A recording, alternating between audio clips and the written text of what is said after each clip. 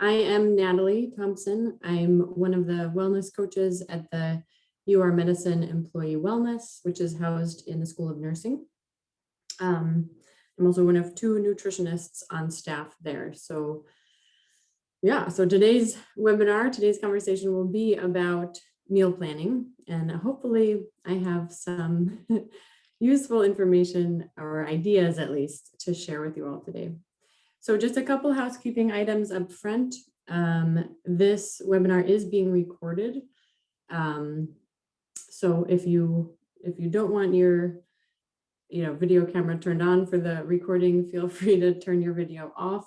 Also, please do mute your microphones for the duration of the recording or the duration of the webinar. I will take questions at the end. I'll try to end at least 5, if not a little more, minutes before 1 p.m. so we can take questions at that time. I hope I'm not forgetting anything else. So yeah, and then again, this is being recorded and it will be posted to our website as well. So it will be available post-recording if you want to revisit it or revisit any of the slides. Okie dokie, so let's get started. Okay. Spacebar. Okay. So this is kind of just a quick overview of what I have in store for us for this half hour. I'm going to give just a really quick history of human evolution, actually, and how we've interacted with food throughout the course of human history, kind of leading to today in the 21st century, and why this conversation around meal planning might be of relevance or of value. And then I'm certainly going to talk quite a bit about meal planning itself, share some ideas and share some tips, and then kind of finish with a couple of examples. Alrighty, so quick history of eating. I think it's really worth pointing out that humans have existed on this planet for a long time, and the way that we live right now is actually relatively new if you think about the full course of human history. So if you look back over human evolution, we really haven't had to think much about what we're going to eat because we didn't have much choice. We could really only eat what we found. We did a lot of foraging. We did a lot of, digging on the forest floor, finding berries and bushes and shrubs and trees and other fruits. And then periodically, if a group of humans could manage to kill a larger animal, we might eat some meat as well. But for most of human evolution, we have not had a lot of choice in what to eat. So this question of what to eat was always relatively simple. The answer to the question was always relatively simple. And arguably the question didn't even exist at all. So now fast forward to modern times, again, 21st century, we now live in a world that looks a lot more like this, a standard grocery store aisle. And so in the 21st century, a lot of folks, although not everyone, but for a lot of people, food is readily available, both at the grocery store, at the gas station, maybe at your workplace. There's vending machines or cafeterias or cafes. Food is everywhere for a lot of people, and it's pretty easy to acquire, and the choices are endless. Again, not for everyone, obviously, but for a lot of folks, this is kind of the situation we're faced with. And then we also live in a world where we're super, super busy in other aspects of our lives. And so we're, coupled with such great food availability and so many other demands on our time, we wind up spending so little time thinking about what we're going to eat, probably even less time actually preparing food to eat, and then a tiny bit of time actually eating it, right? And we often eat while we're doing other things. So with all of this, I would suggest or maybe even argue that then meal planning does become quite valuable because it's a way for us to say, okay, what I eat is important to me. And so let me spend a little bit of time in my day or in my week planning, meaning thinking ahead about what that might look like so that when the time comes to eat, I'm not overwhelmed with choices. I've already made the decision ahead of time, and now I can just eat the healthy meal. So I decided to break this webinar down into 3 parts, or break meal planning down into 3 parts, I guess: planning, shopping, and then the preparation part. I think the shopping is actually pretty straightforward, so I won't spend a ton of time there. But I'll spend probably the majority of the time talking about planning, and then I'll spend a little bit of time just discussing this concept of, well, how and when do we prepare food? So I thought in the planning part, it was worth just reviewing kind of 3 things that we're actually planning. One thing that we're planning is the meals themselves. What are we going to eat? And so in that planning, finding the recipes, if especially if you don't feel super savvy in the kitchen, then finding some recipes that you can follow would probably be helpful. I also realized that we could spend a whole afternoon talking about this concept of how to put together a healthy meal, but I'm only going to spend just this one slide here. So I gave kind of the Cliff Notes version. So, as you're looking for recipes and trying to put together healthy meals in your meal plan, I'd encourage you to try to include at least per person, at least 1 cup of a fruit, I'd say, and or vegetable, depending on the meal. A protein source, and for beans or lentils, that's about a 1/2 cup cooked. And for fish or poultry or other lean meats, that'd be about 2 to 3 ounces per serving per person. And then also including, a healthy carbohydrate source. So that could be a whole grain or a starchy vegetable, and that would also be about a 1/2 cup. And then the other 2 things that we're planning for, we have to actually plan the grocery list, right? We know there's a lot of evidence suggesting that if we go to the grocery store with a grocery list, we're much more likely to leave the grocery store with healthy food items, and also probably having spent less money. And then the third thing to plan is your schedule of when to cook. And it's kind of lost down here at the bottom, but I say when to cook and also when to not cook. So when to give yourself a break from perpetually cooking meals or feeling like you're constantly either at work or in the kitchen. So I put together just a little list of questions that I either hear when I'm talking with clients in our wellness coaching program, and also questions that come up for myself when I'm thinking about my meals for the week ahead. So I think it's worth thinking about, first of all, what length of time are you planning for?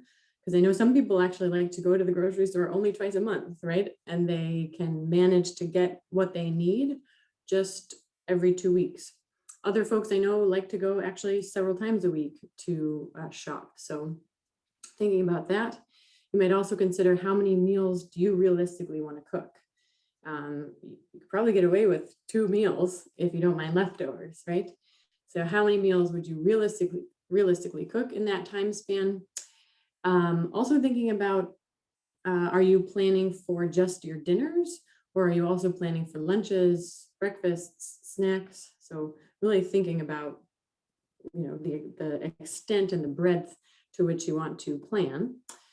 And sorry, the right-hand column, if that's not obvious, these are just some example answers. And actually, I guess these are how I would answer these questions. I think it's also worth kind of going back up to how many meals would you cook? Oh, there's a typo. I apologize. Will you use leftovers? I know some people really don't like leftovers and just won't eat them. So factor that in, and then kind of try to make less actually at each meal so that you're not winding up with significant food waste. I think really important to consider is what nights or days of the week are best for you to cook. When do you actually have time available to cook a meal? I listed, for me, you'll notice there's only 1 day of the work week in there, or the standard work week.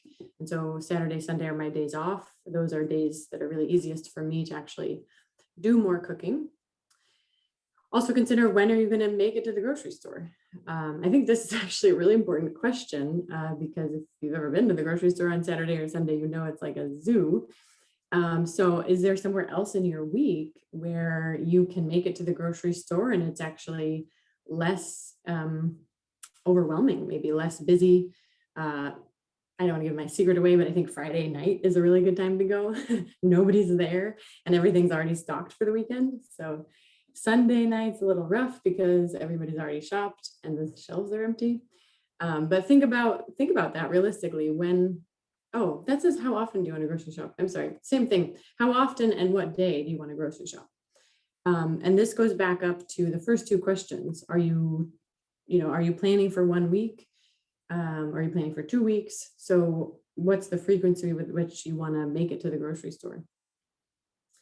And then also think about, hopefully a lot of folks on this webinar have kids or live with a partner or a housemate. So think about that too. Can you share the responsibility of cooking, or does it all fall on you?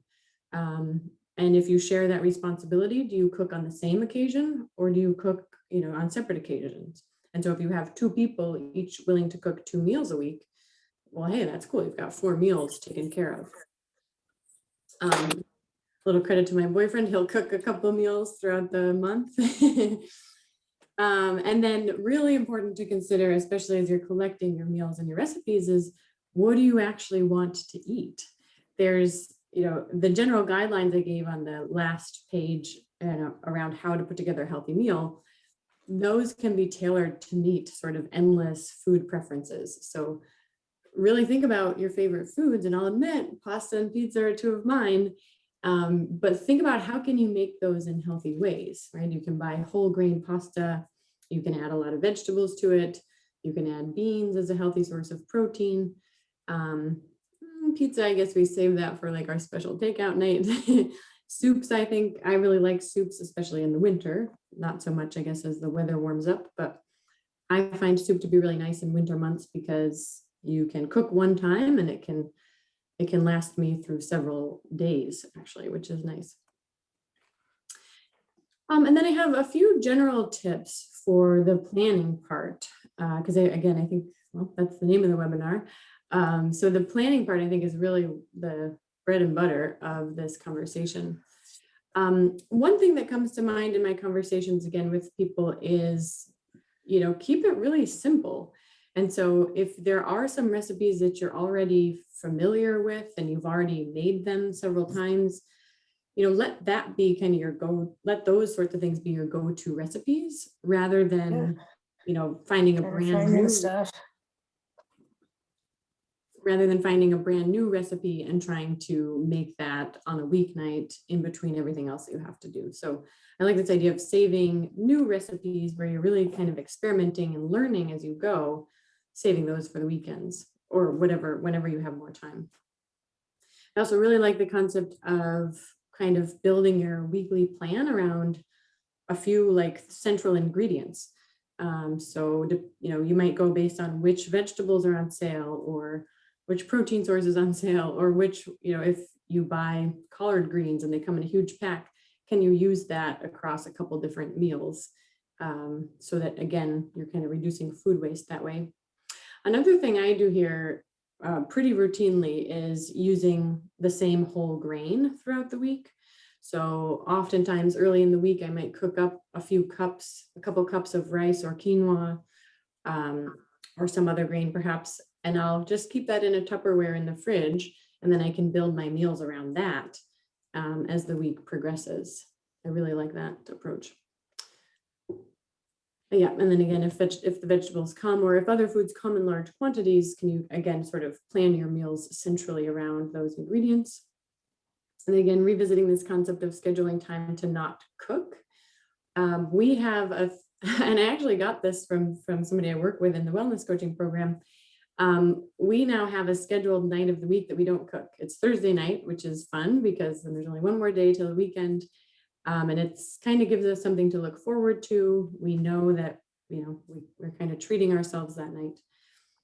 So consider that. Consider also scheduling the times that you're not going to cook, and maybe have it be a regular occurrence so that you can rely on it and there's that like less busy day or night that you can look forward to.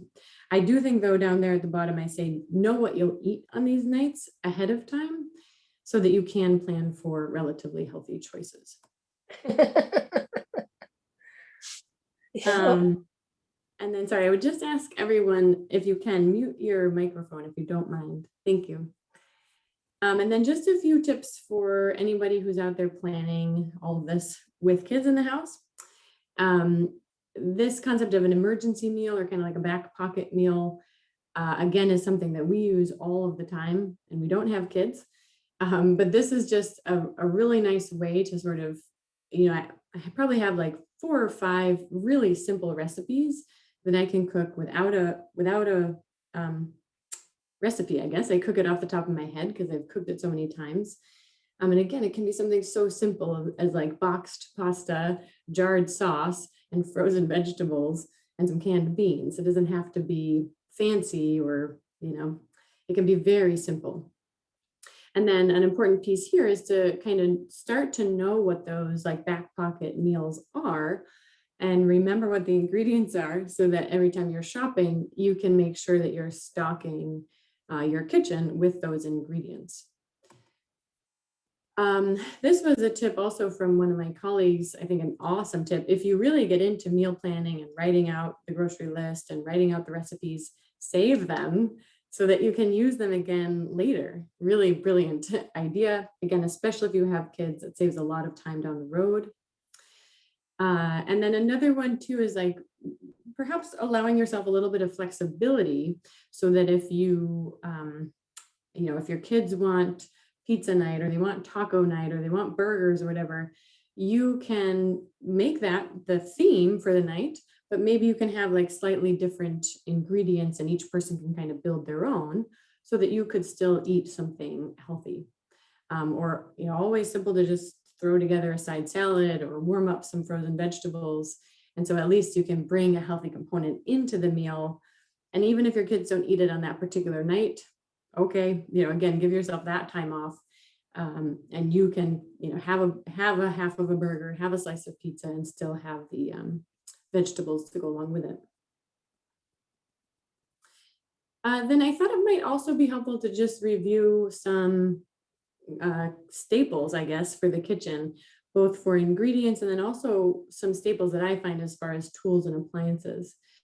We have a freezer and a chest freezer, so we definitely keep lots of frozen vegetables, frozen fruits, and even some frozen meals. I'll share with you at the end one of those frozen meal delivery services that we just started using. So we're every time we go grocery shopping, I'm kind of re-upping our supply of frozen fruits and frozen vegetables. Also fun, actually, during summer months, you can buy, especially if you're in Rochester at the public market downtown, you can buy large quantities of fruits and vegetables for very cheap, and you can freeze them yourself. And so then you can have them, 6 months later in the winter. But we also keep a pretty good supply of canned goods in the cupboard, so especially canned beans. We are not doing coconut milk as much lately, but kind of just goes with the seasons, I guess. And canned tomatoes too, again, for just ingredients that can go into any meal, very versatile ingredients. Broth is a big one. We always have broth handy. And then we always have a variety of dry grains. So again, kind of thinking back to the healthy eating plate, these different foods fill up those different sections of the healthy eating plate. So not to say that I'll build every meal around these, although I guess I will, but you don't have to per se. You can also have some frozen meat in the freezer if you like to include meat. But the point being that these are available in the house, in the case that we, planning didn't go well, or we don't have as much time as we thought we would on any particular night. And we can just pull some simple ingredients out of the pantry, out of the freezer, and make a quick meal. And then tools. So definitely a slow cooker or an instant pot or a pressure cooker. I guess obviously the slow cooker is different from the instant pot in that it cooks slowly, and the instant pot and pressure cooker are pretty quick. You don't need to have these. In fact, we do a lot without any of those, but they certainly can be handy because you can get a meal started in the morning in the slow cooker and then come home that night and it's ready. Or I like to use it when I'm home. So maybe on a weekend day, if I know I'm going to be putzing around the house, I'll make a meal that way on Sunday, and that way I've got some stuff ready for the week, but I didn't have to spend my whole Sunday in the kitchen. I'm a big fan of a large stock pot or soup pot, and also I could say like a large mixing bowl. It's a lot more fun to cook when you have space to do so. So, use a larger pot or a larger bowl than the ingredients that you have. It's a real pain in the neck to try to mix ingredients or make a soup and you've got everything, stuffed to the brim and it starts boiling over. So use a larger pot or bowl than you think you need. That makes it easier and less stressful. Also, high-powered blender can be super helpful for making sauces or also actually for chopping vegetables. If you don't like chopping, you can put a lot of stuff in a good blender and it'll chop it for you or shred it or whatever you want. If you do like to go the old school way, definitely a good quality knife makes all the difference as well. So making sure it's sharp, if you have a way, potentially even getting a way to sharpen it, and a nice solid cutting board also goes a long way. And then the shopping part, but technically grocery shopping. I think she's in a department store. Not much to say about grocery shopping.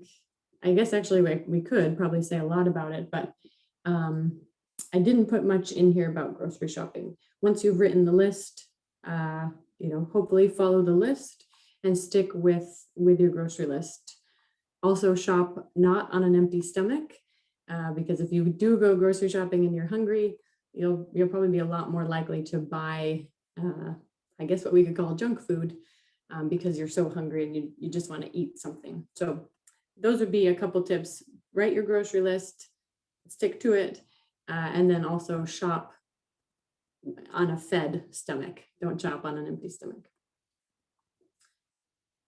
And then the preparation part. So I know some folks are pretty amazing and can make this happen. Kind of doing everything at the start of the week. They've got all their meals planned out, prepped, ready to go in the fridge. When I see something like this is more how I feel. It's a little overwhelming for me. So I think for other folks who might also feel like this is a little too much, I wanted to sort of share another way to think about prepping, which is really just cooking. So on the next page, I have a few other tips and thoughts about the preparation part, because it can really look like anything you want it to look like. If you want to prep a bunch of meals ahead of time and have them just ready to go to take out of the fridge, awesome, do it that way. If you don't want to do that, or if that feels way too overwhelming, you can make the preparation part really look like anything. And I encourage you to just sort of trial and error with different things and find something that works for you and for your schedule. So a couple of thoughts on the preparation part, similar to the thoughts I had about the planning. I think it's helpful to think about, do you like this concept of batch cooking? Do you want to set aside a day or an afternoon where you cook a bunch of stuff, have it ready to go in the fridge, and then you're done cooking for the week, right? Or potentially using the freezer as well. Or are you the type of person who likes to cook meals, at the time that you're going to eat them? That I think is a really helpful part of the preparation to figure out ahead of time. I'll say of myself, I'm the latter. We cook meals as they come. And that's why I have found it to be really important to find quick meals that I can cook inside of 20 minutes and then we're done. Because my boyfriend and I work pretty late into the evening. And so we're eating late. So we don't want to also have an hour to cook before we're eating. So again, kind of figure out for you which you prefer. Do you like to cook ahead of time? And maybe it's a mix of both. It doesn't have to be either or. So then just a few tips here too about the preparation part. One thing I think is really helpful is to try to do nothing else but cook when you're going to cook. Because cooking involves a lot of, information processing. Usually there's a lot of different steps happening at the same time. And again, depending on if you are cooking a complex recipe and maybe you're learning it for the first time, there's a lot happening. So as much as you can, try to minimize other distractions, and really just get into the cooking and let it happen. If you're the type who likes to have music on while you're doing other things, you could turn on some, I say, easy music or gentle music, light music, but go with your preference. I would also say, I know of myself, it feels like there's too much happening if my boyfriend is playing music and we're cooking. So I actually prefer that there is no music and we can just be cooking. But find what works for you, because maybe it is actually more fun for you to cook if there's music playing. And then again, as much as you can, just go slowly with the process, especially if you're new to cooking. Be very patient with yourself. I know that's a big ask, but again, if it's new to you, it's like any other skill. With practice, you'll get better and better and better. So just give yourself that time and patience. And then the last part here with the food preparation or the cooking part, I think is another important little piece, is just to realize and recognize that what you cook might not always taste great. I've cooked plenty of meals that really kind of taste like garbage and I want to throw them out. That's again how it's going to go. It's a little bit of a trial and error, again, especially with new recipes. Or also I find sometimes when I'm cooking off the top of my head, I make something that, I don't know, the spices just weren't right and it didn't taste good. Or if I'm trying to remember a recipe without looking at it. So recognize that it might not always work out. And then I thought it'd be fun to calculate, reminding yourself how many meals you have left to eat. So if this one meal didn't taste great, that's okay. You have a lot more eating left ahead of you. So hopefully some of those future meals, as you get better and better at cooking, will taste awesome. So then I'll kind of start to wrap up. Oh, shoot, I'm sorry. I've been not keeping track of the time. I'll try to wrap up with some examples. So a lot of this I've already said. So we start to try to gather our list of recipes, short list of recipes throughout the week. And then by Friday, we'll be writing our grocery list to go shopping on the weekend. I do plan for all my meals, but my breakfasts are always the same. And I use a lot of leftovers. So again, I'm going to include all these ingredients on my grocery list, and definitely restocking the emergency meals. So that goes into the planning process. And then we shop on the weekend, Saturday or Sunday. Saturday morning at like 8 is also a nice time to go. And then we also, as I said, plan these days to not cook. So that's Thursday for us. The days that I do cook, again, possibly Saturday and Sunday, and to just get some stuff going for the week. Then using the leftovers throughout. Yep. We have our scheduled takeout night, and we will also usually do takeout again once on the weekend or so. And then again, the emergency meals. So I thought I'd share one example of an emergency meal that we've been doing recently, which is kind of like a miso soup made into a meal. I know not everybody's a tofu fan, so you could substitute this if you like this idea, or you don't have to use this at all, but I just thought it might be worth sharing an example. So we just do tofu, some veggies, miso paste, which you can get at Wegmans in the refrigerated section, and then a couple other elements that kind of make the broth a little more tasty, I guess. And then we put a grain in as well. So you can see it's a super simple recipe. I gave the instructions as well. So you can come back and visit this if you like this idea once we put the webinar on the website. So I think it's helpful to start to kind of keep a little repertoire, even if you want to write it down, but keep a little list of your go-to, back pocket meals. This is a little overwhelming. I call it the meal plan that I never write, because we don't really actually sort of schedule out, this is what we're going to cook each night. But I just wanted to point out, this didn't even wind up being on Tuesday, but this was a week that we had recently. And I just wanted to point out the number of times that I put like a quick cook, and then the total number of times that I'm cooking. So it was 5 total times that we actually cooked something.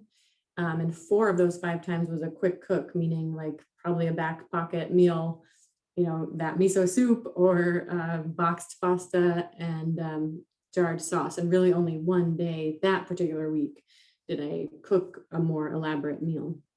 And then you can see I tried to color code it, but even just at quick glance, you can kind of see the number of times that I'm repeating and using leftovers. And then this is one of the last slides here. So I just wanted to put a few resources together. There's actually quite a bit that I jammed in here, but there's some meal planning apps if you want some assistance in the planning part. Paprika and Me Lime seem to be, or Meal Lime, seem to be two of the most popular ones. Also some of the meal delivery kits, so where they send you all of the ingredients and then you cook it at home. And then these three down here are recipe resources these are some of my current favorite recipe resources.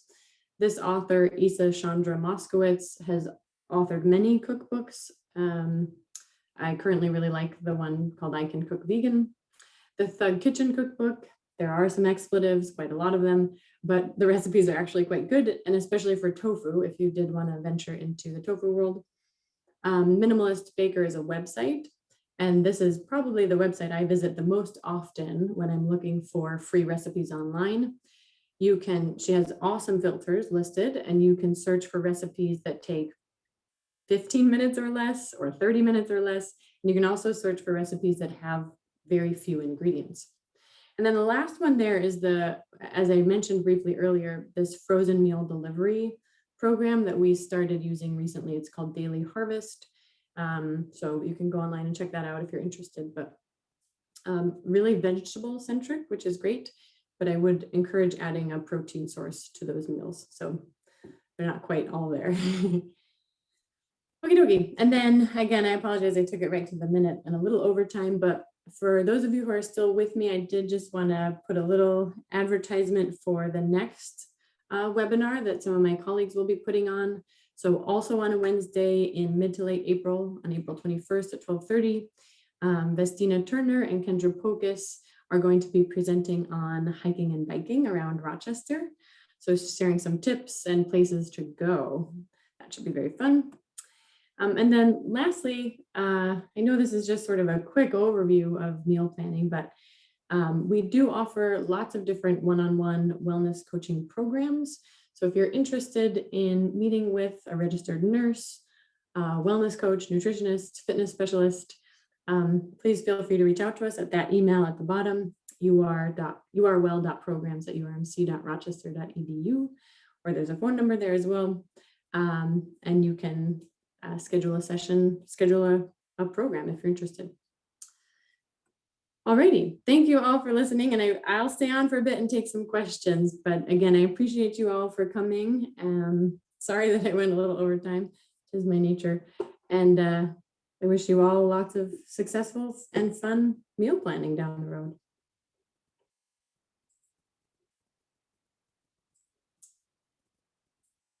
Oh, air fryer. Good one. Sheet pans. Yep. Very good. Oh, a sous vide. Oh, wow.